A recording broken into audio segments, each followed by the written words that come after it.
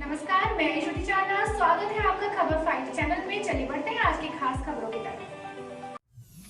Pilibhit Samajwadi party के 127 शहर विधानसभा से समाजवादी पार्टी के प्रत्याशी डॉक्टर शैलेंद्र गंगवार आज अमरिया क्षेत्र में दौरे पर थे।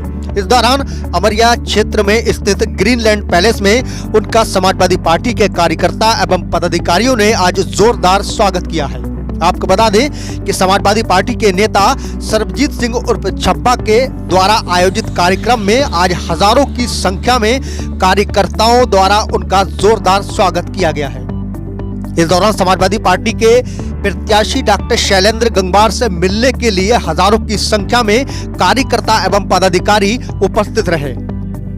तहसील क्षेत्र से आए हजारों की संख्या में लोग उनका इंतजार करते हैं। वहीं मंच पर पहुंचने के बाद डॉक्टर शैलेंद्र गंगवार ने कहा कि जो इज्जत जो सम्मान आप सबका मुझे मिल रहा है उसको मैं हमेशा याद रखूंगा और आने वाले समय में इसे वापस भी करूंगा। इस दौरान कार्यक्रम में पहुंचे समाजवादी पार्टी के जिलाध्यक्ष जगदेव सिंह जग्गा ने कहा कि देश में भ्रष्टाचार महंगाई चरम सीमा पर है। जिस तरह से देश की सरकार ने उत्तर प्रदेश की सरकार ने किसानों के साथ उत्पीड़न किया है, किसान उसे सूद सहित 2022 में वापस करेगा, क्योंकि लगातार 700 किसानों की शहादत को किसान कभी नहीं भूलेगा। 2022 के चुनाव में किसान भाजपा को मुंह तोड़ जवाब देने के लिए तैयार बैठा है। इस दौरान समाजवादी पार्टी के प्रत्याशी डॉक्टर शैलेंद्र गंगवार से मिलने के लिए हजारों की संख्या में लोग आज एकत्र हुए थे। वहीं अमरिया में समाजवादी पार्टी के वरिष्ठ नेता सरबजीत सिंह छब्बा के ग्रीनलैंड पैलेस में आज हजारों की संख्या में समाजवादी पार्टी के कार्यकर्ता, ग्राम प्रधान, बीटीसी सदस्य व अन्य क्षेत्र के लोग एकत्र हुए थे।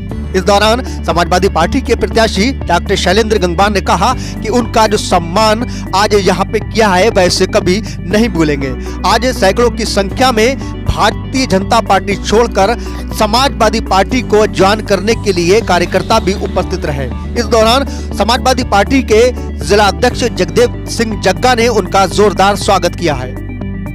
इस मौके पर समाजवादी पार्टी के जिला कार्यकारिणी के सदस्य एवं पदाधिकारी भी उपस्थित रहे।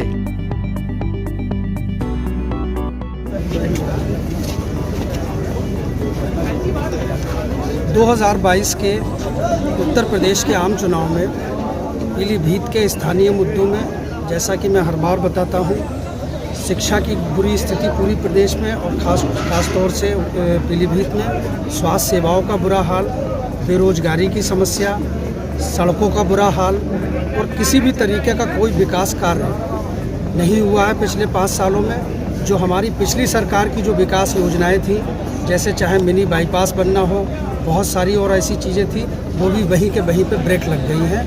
मैं इन्हीं मुद्दों के साथ जाऊंगा और स्थानीय रूप से यहाँ स्थानीय इस विधानसभा में जो पिछले 5 सालों में अनाचार, अत्याचार और उत्पीड़न रहा है, उन सब मुद्दों के साथ मैं जाऊँगा। सब जनपद के टॉप 10 डॉक्टरों में आपका शुमार आता है। उसके बाद राजनीति में एक नई पारी, मतलब क्षेत्र में कौन सी ऐसी समस्याएं जिनसे आप प्रेरित हुए हैं और राजनीति में आके वो करना चाहते हैं पूरा करना? सबसे पहले तो टॉप 10 में कहने के लिए बहुत बहुत धन्यवाद।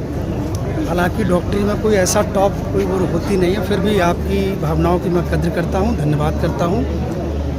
अपने चिकित्सकीय कैरियर में जब आप किसी मरीज का ऑपरेशन करते हो ना, तो हम तो बड़े आसानी से कह देते हैं, कोई डॉक्टर बड़े आसानी से कह देता, बेचारा एक आदमी पेट में दर्द लेके आया, अल्ट्रासाउंड कराया, पथरी निकल आई। हमने तो बहुत, अगर आप जज्बाती नहीं तो 1 मिनट में कह दो ऑपरेशन होगा। कभी सोचा है उस गरीब आदमी के लिए वो 25,000 रुपये, उस 25,000 के लिए वो अपनी लड़की की शादी को कभी टालता है, कभी फसल कटने का इंतज़ार करता है, कभी गंडे के पेमेंट का इंतज़ार करता है, कभी लाला से कहीं से लोन लेके आता है, कभी गिरवी रख के आता है। ऐसी तमाम समस्याओं को मैं पिछले 15 साल में देखता रहा और अपने स्तर से एक प्राइवेट चिकित्सक होने के नाते दूसरों की मदद करने की मेरी अपनी सीमाएं हैं, लेकिन उन सीमाओं से बाहर जाके भी मैंने लोगों की मदद करी। लेकिन इस स्थिति में आके मुझे ये लगने लगा कि शायद चिकित्सकीय सेवा एक सेवा का बहुत संकीर्ण और छोटा दायरा है। मैं राजनीति में आके बहुत ब्रॉड स्पेक्ट्रम पे बहुत बड़े स्तर पे सेवा कर सकता हूँ, इसलिए मैंने राजनीति। जनता को क्या संदेश देना चाहेंगे? 23 तारीख को होने वाले मतदान में आप जनता को क्या संदेश देना चाहते हैं? जनता को 23 तारीख को संदेश देने की ज़रूरत ही नहीं। आप लोग बहुत विद्वान पत्रकार लोग हैं। आप देख सकते हैं जनसभा के बाद भीड़ कैसे दूर भागती है। नेता उसे लगता है इतना टाइम हो गया, घर पहुंचो। यहाँ आप साक्षात गवाह हैं कि भीड़ अभी भी नहीं छोड़ रही है। इससे संदेश देने की आवश्यकता ही नहीं है, विरोधियों के होश उड़ चुके हैं। देश दुनिया की खास खबरें जानने के लिए हमारे चैनल को लाइक करें, सब्सक्राइब और शेयर करना ना भूलें।